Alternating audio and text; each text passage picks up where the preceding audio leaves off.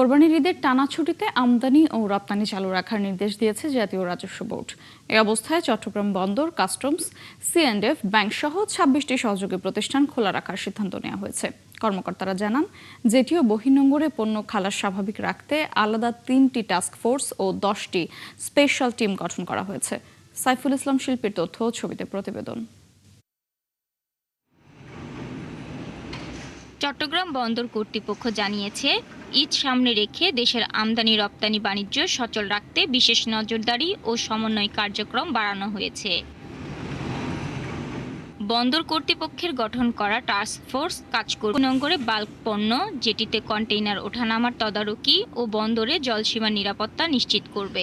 72 ঘন্টা moisture lock সমৃদ্ধ lily body wash শিয়া বাটারের goodness skin repair করে রাখে সফট ও গ্লোয়িং। বহির্নোঙরের পণ্য খালাসের জন্য একটা টাস্কফোর্স কাজ করবে, পাশাপাশি আমাদের জেটি এবং ইয়ার্ডে কাজ করার জন্য একটা টাস্কফোর্স কাজ করবে, পাশাপাশি নিরাপত্তা ব্যবস্থাকে সুনির্দিষ্টভাবে রাখার জন্য আমরা আরেকটা পৃথক টাস্কফোর্স করব, যারা নিরাপত্তা ব্যবস্থাটা দেখাশোনা করবে।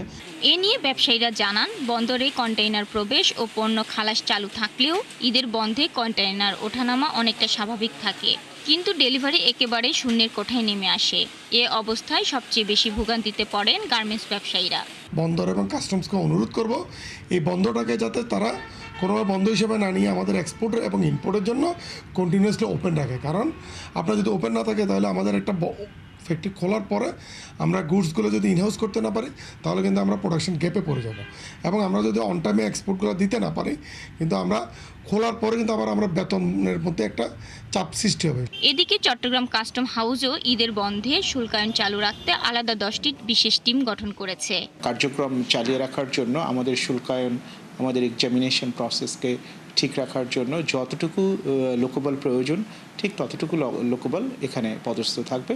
বন্দর কেন্দ্রিক 21টি বেসরকারি অফডকে আমদানি রপ্তানি কার্যক্রম বেড়েছে 50 থেকে 55%।